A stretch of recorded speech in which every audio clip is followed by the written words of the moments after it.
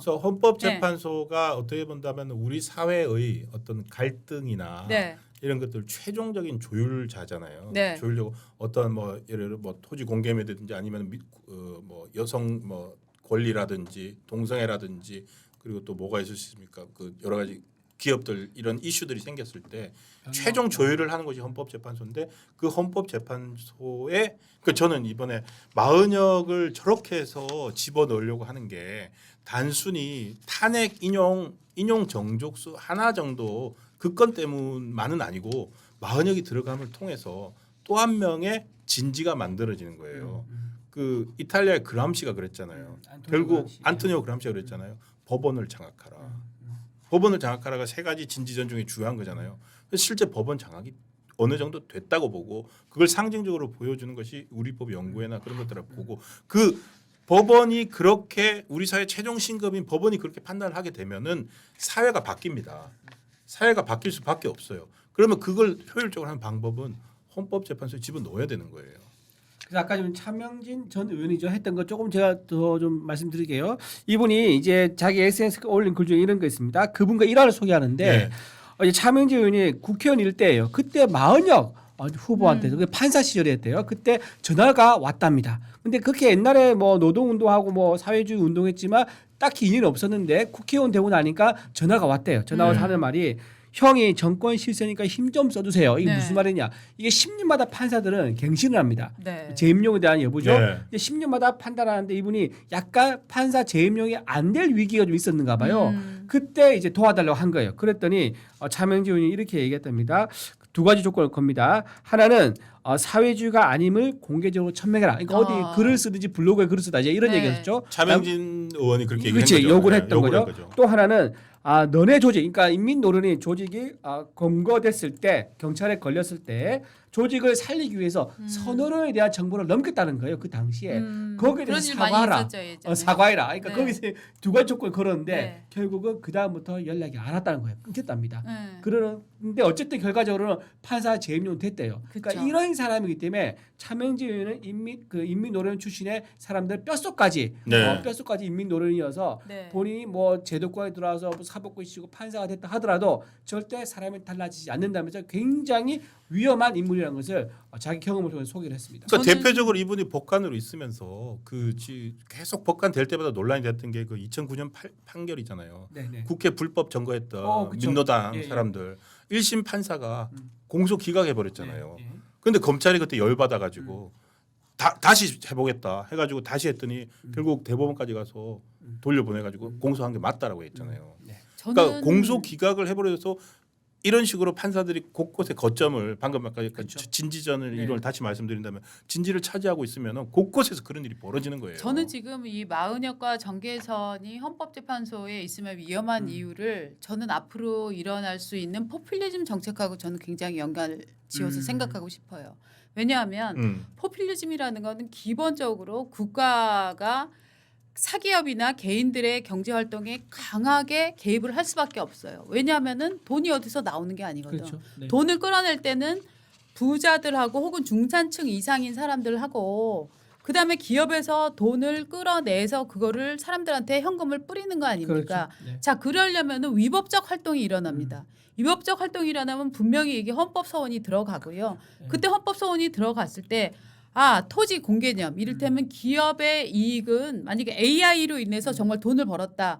당신은 AI라는 정말로 공공의 발전된 테크놀로지를 이용해서 기업이 돈을 벌었기 때문에 당신 수익의 절반은 무조건 사회에 환원해야 한다라는 법을 만들었다고 생각을 해보십시오. 그러면은 자기가 어떤 경제적 철학을 갖고 있느냐에 따라서 이 판단이 완전히 달라지는 거예요. 그렇죠. 자유시장 경제주의자면은 위헌이 되는 거고요. 지금처럼 PD 계열에서의 이 재판관들이면 합헌. 맞지 이거는 합법이다라고 나올 수밖에 없는 거예요. 그러고 기본적으로 뭐 과도한 세금, 뭐 1가구 2주택에 대한 무슨 세금, 뭐 그다음에 월급쟁이들에 대한 뭐 징세 이런 것들이 저는 완전한 틀 자체가 앞으로 달라질 것이다라고 그렇죠. 판단을 합니다. 네, 맞습니다. 그렇죠. 네. 그게 이제 동구 사회주의 그러니까 소련 무너지고 지금 이분들의 학번들을 다 보세요. 마은혁, 그러니까 정계선, 네. 전부 학생 운동을 하면서도 PD 계열로 들어가서 그 전 세대들 있잖아요. 그 전 세대들 뭐 김문수 의원이라는 이런 분들은 대학을 졸업하고 나면은 그 위장 취업해가지고 노동운동에 투신을 해서 노동자로 살아가야 되는 거예요. 맞아요. 그런데 이분들은 그 정도 인민노련으로서 마흔역이라서 그 정도 결의까지 했었죠. 그런데 어떤 일이 그 시점에 어떤 일이 있었냐면은 이제 소련 공산주의 붕괴하고 동구 사회주의 붕괴하면서 이 사람들이 전부 약간 갈피를 잃어요. 그런데 새로운 길이 열리는 거죠. 그러니까 사법고시라는 걸 통해서 각 법원에 들어가고 그리고 또 전교조는 또 교사가 되고 또 있어. 이런 중요한 단체가 또 있어. 또 어디요? 뭐 언론사. 언론사도 언론사에 있고. 정말 운동권이 많죠. 예. 그런데 네. 그런 식으로 들어가서 네. 자기들의 거점들을 차지하게 되는데 네. 법원이 우리법 연구회 그 최초로 월간조선에서 100몇십 명 명단을 발표했을 때 아니 법원에 이렇게 많이 들어와 있었어.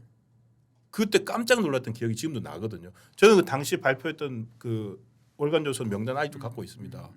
그 이미 들어와서 조직을 만들고 있었고 그거 가지고서 이분들이 지금 그때는 이제 초임 판사고 뭐 이랬다면은 이 사람들이 이제 헌법 재판관까지 오는 거잖아요. 그럼요. 그래서 지금 우리는 알지 못하게 서서히 우리 사회가 밑바닥부터 바뀌어가고 있고 각종 제도와 시스템이 바뀌어가고 있는 와중에 커다란 어떤 이 선택을 해야 되는 지점을 지금 앞두고 있다고 생각합니다. 지금 그런데 문제는 뭐냐 하면 교육감 선거에서 지금 계속 보수는 분열해갖고 서울시 교육감을 계속 진보에게 내주고 있습니다. 그렇죠. 어떤 일이 벌어지느냐? 금요일 날 대통령 탄핵 선거 학생들이 다 볼 수 있게 테레비 설치하세요. 네. 지금 요새 학교에 테레비가 다 있거든요. 예. 그거를 지금 교육청에서 공문 보냈다는 거 아니에요? 지금 몇 개인 줄 네. 아십니까? 한 매체가 중앙일보군요. 중앙일보 네. 확인한 거 광주 네. 그리고 경남 네. 그리고 세종, 전남, 울산, 인천, 충남. 그러니까 여기가 공통점이 뭐냐? 다 진보 교육감들이라는 거예요. 네. 자 여기에 이제 부산이 추가되겠죠. 네. 근데 뭐 이거는 서울도 저는요. 추가되는 거 아니에요? 서울도 있죠. 서울은 근데 네. 있는데 아직 그 공문은 안 보냈고요. 네. 이 공통점이 그건데 여기에 이 사람들이 짠 것 같아요. 이게 민주주의 교육이라는 거예요. 그렇지. 한마디로. 네, 마치 짰다는 듯이 이게 민주주의 교육이기 우리가 때문에 대통령을 애들 끌어낼 보게 수 해라. 있다. 그렇지. 그렇죠. 이게 전북- 말이 됩니까? 전북 교육청이 네. 3일 그러니까 2일 방금 말씀드린 데가 어저께 시도 교육청에서 광주, 경남, 세종, 전남, 울산, 인천, 충남 7개 교육청은 어저께 탄핵 선고 생중계를 학교 교육에 활용하는 방안을 공고합니다. 그리고 시청시 유의사항은 이렇습니다라고 다음 공문을 이미 발표했고 그리고 전북 교육청이 오늘 보낼 거라고 합니다. 그리고 서울 교육청은 내부에서 논의를 해가지고 내부 논의 끝에 공문은 발송하지 않기로 했다.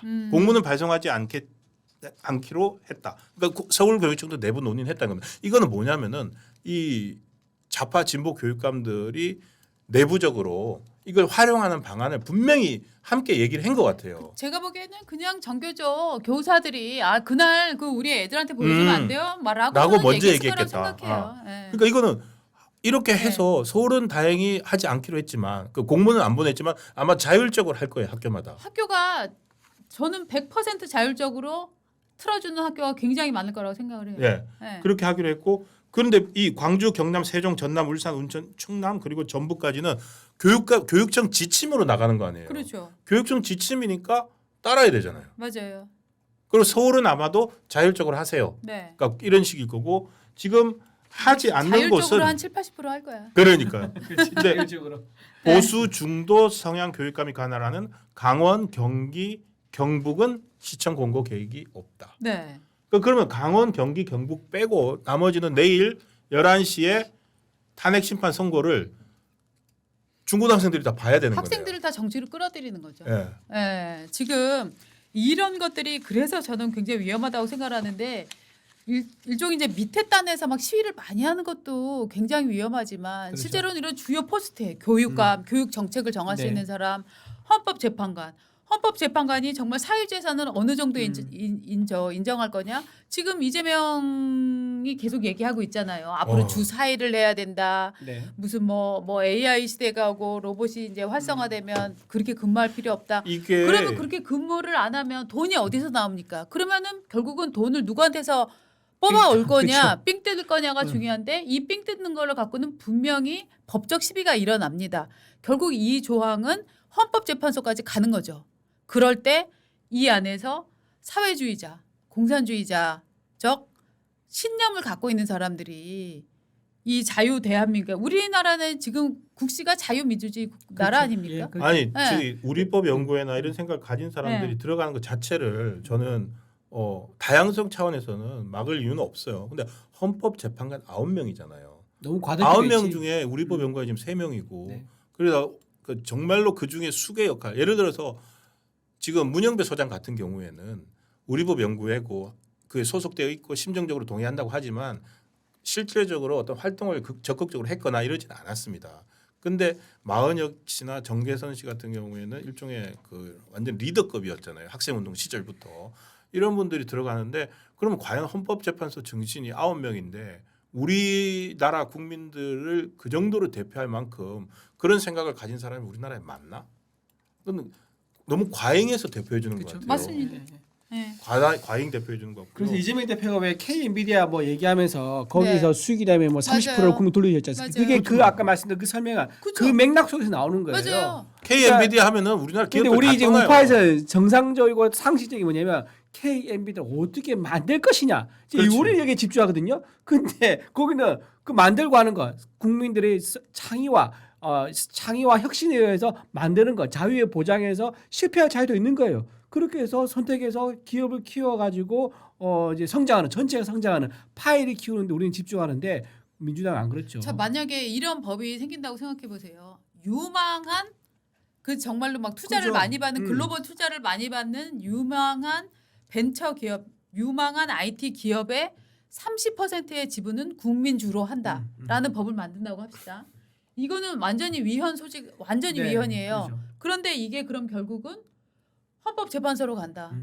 그러면 재판관 성향에 따라서 달라질 수 있어요. 아니 그 네. 기업은 네, 우리 공동체에서 우리 땅에서 네, 우리 국민들이 일해가지고 네. 그 기업 오너만 그 주주들만 그 노력의 성과물 아닙니다.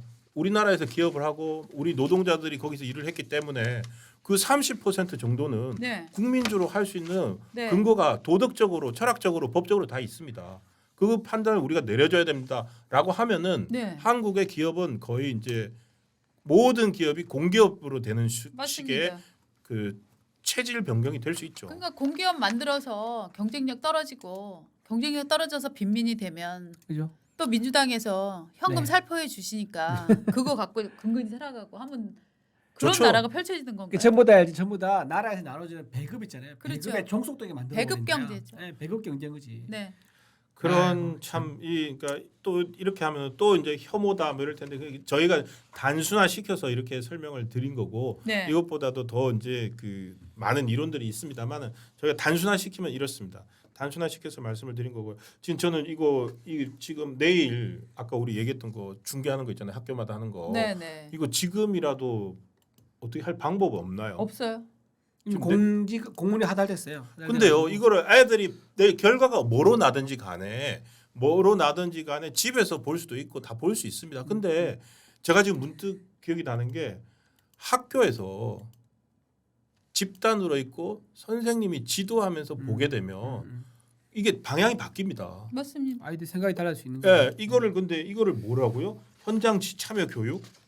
야, 이런 발상 자체가 인간을 개조 가능하다고 볼 수 있는 거 아니에요? 자기들이 어떻게 그런까지 교육할 수 있다고 아니 생각하는 무엇보다 거죠? 너무 정치적으로 끌어들이는 거죠. 일종의 유겐트 비슷한 거죠. 그렇죠. 이 기본적으로 미성년자한테 왜 아니, 투표권을 주지 않겠습니까? 우리나라가 기본적으로 미성년은 좋은 교육 하에서 균형 어린 이 판단을 갖고 그래서 있는 거 이름을 아니에요? 들어보십시오. 그래서 좌경화된 교육 감성가 중요하다는 게 이게 교실을 네. 당원 교육장으로 만들어 버리는 맞습니다. 거예요. 그러니까. 이런 식으로 해버리는 거예요. 이름이 이겁니다. 제가 아까 공문 이름을 안 들었는데 민주 시민 교육과 연계한 계기 교육. 그러니까 민주 시민 교육과 연계한 계기 저 교육. 계기 교육이 다 이제 일종의 사상 교육이 많아서 그동안 계속 문제가 됐었잖아요. 이거 네. 저희 애가 저는 애가 학교를 다니니까 지금 애 엄마 전화해서 학교에 항의 전화라고 해요. 내일 혹시 틀어주느냐. 네. 맞아요. 아, 그거 내일 좋은 혹시 방법이네. 좋은 방법이네. 교실에서 틀어줄 거면 네. 우리는 반대한다. 네. 그러면 내일 애 학교 안 보내겠다. 맞아요. 아니면은 지금 보시는 분들 보지 못하게 해야 맞아, 된다. 맞아, 맞아. 네. 그래서 학교에다가 확인 네. 전화는 해야 될 것 같아요. 네. 맞습니다. 네. 우리 애가 지금, 보더라도 부모랑 같이 봐야지. 왜 거기서 집단적으로 모여가지고 그렇지. 그걸 왜 봐요? 예. 학부형도 혹시 보고 계신 분 계시면 지금 학교에 진짜 전화하셔가지고 학교에 전화해서 내일 확인할 어떻게 필요 하는지 있을 한번 것 확인해 보세요. 네. 네. 확인해봐야 될 것 같아요. 우리의 교육 우리 내가 시킨다면서. 확인해 보세요, 우리 네네. 이준우 대변인도. 예, 알겠습니다. 애들. 부산이잖아 또 애들 학교 다니는데. 아 부산 아닌데 어쨌든. 아 부산 아니죠. 예, 예. 아 예. 아 빨리 전화해서 확인해봐야 네. 될 것 네, 같아요. 네. 알겠습니다.